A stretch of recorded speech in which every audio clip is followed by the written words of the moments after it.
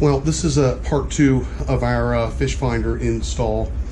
In part 1, we installed the transducer on the Guardian transducer plate, ran the transducer cable through the kayak, through the through-hull fittings, and we also ran the power cable through the through-hull fitting up in the front right. I'm going to be mounting the fish finder on the right because I'm right-handed and it's a touch screen, so it's going to be easier for me to use it that way. We're going to need from our Lowrance TI2 kit, we got a inline fuse, which we're going to need to install. And then we have the fish finder install kit 3. This is the Hobie product. So let's open up the package and see what we got.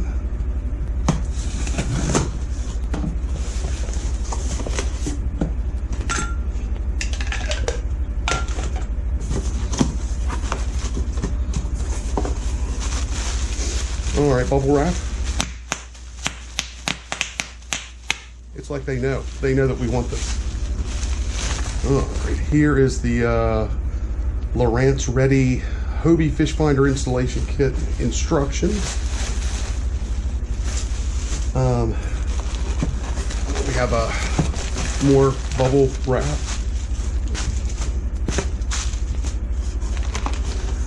Wiring harness. Let's see, we've got our silicone impregnated connectors. We got the post bracket, which is going to go on to the battery and hold this on the mast post. There's lots of different ways you can mount the battery. I'm going to be mounting mine to the sail post. And you can see this one, this is not the Naqua. This is a Diamec 12 volt 9 amp hour battery. Nice waterproof connectors already attached to the battery. Very sweet.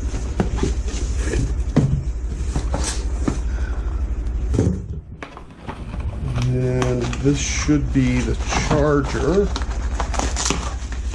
And it is. This is how we'll charge our battery. All right, so charger, battery already wired. We got the inline fuse, which we'll need to wire in. And then we've got our wiring harness, our post bracket, and our instructions. So that's pretty much it. I think we're ready to go.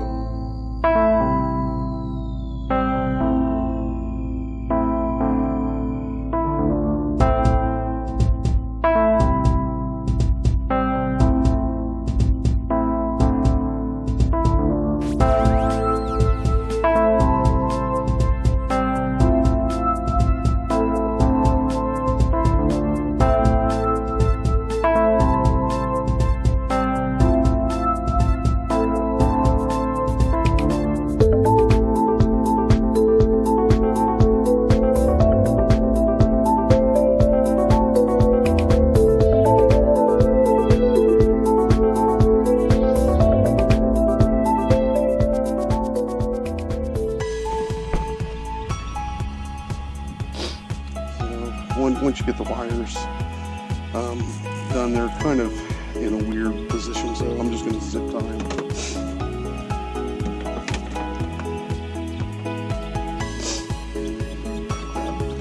Extra pieces to tie off.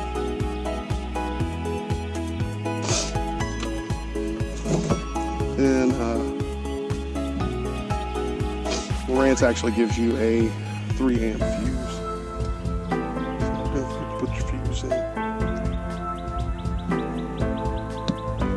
Comes in a nice waterproof case, water-resistant case. All right, so the next step, we're gonna take the battery box and install that, and I'm gonna be attaching mine to the mast post. So just to give you a better look, there's the battery box. And you see, it's gonna sit on the mast post, and then there's a clamp and 2 bolts. The back of the clamp actually has nylon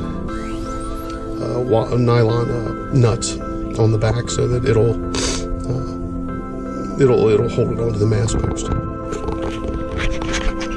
So One thing I did was after I got the wires done, I just used a zip tie to kind of zip them up high on the mast post, just so that if water does get in, you can see there is actually a little bit of water in the bottom of mine already, but just keep the water off of those connections.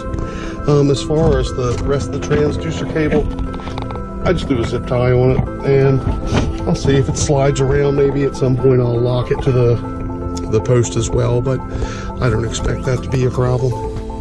So next we're gonna just put our battery in. We can put the Lowrance on the H rail, and we'll see if it powers up. All right, so I've got the ram ball mount.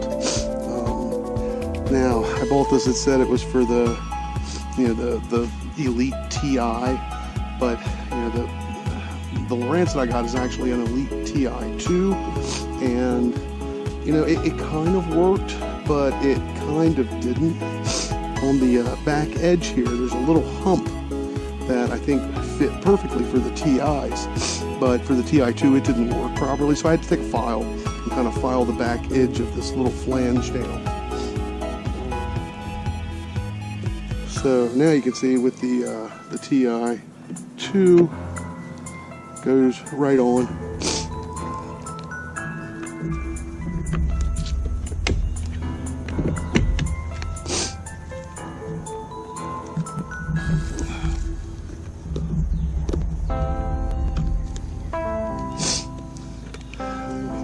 Cover off.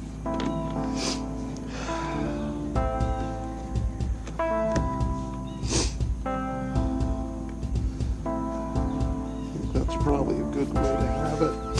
Now, for the moment of truth, to see if it actually powers on.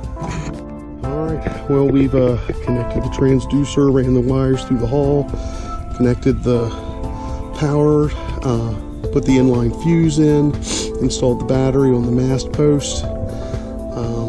This is the Elite 7 TI2, mounted on a ram ball.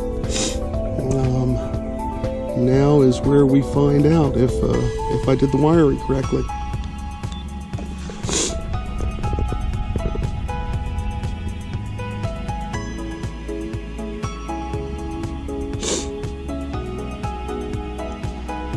That's a good sign.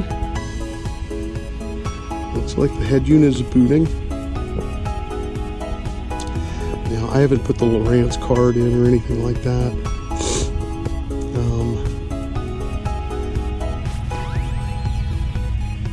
This is the first boot, so it might take a little bit longer for it to boot the first time. So we're going to go with English.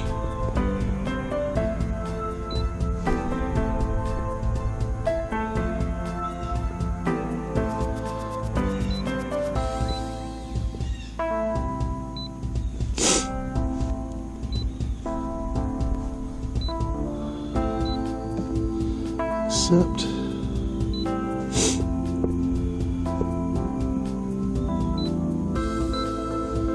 Figure.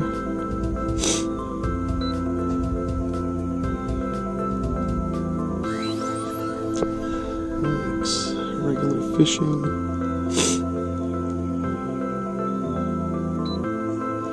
Finish.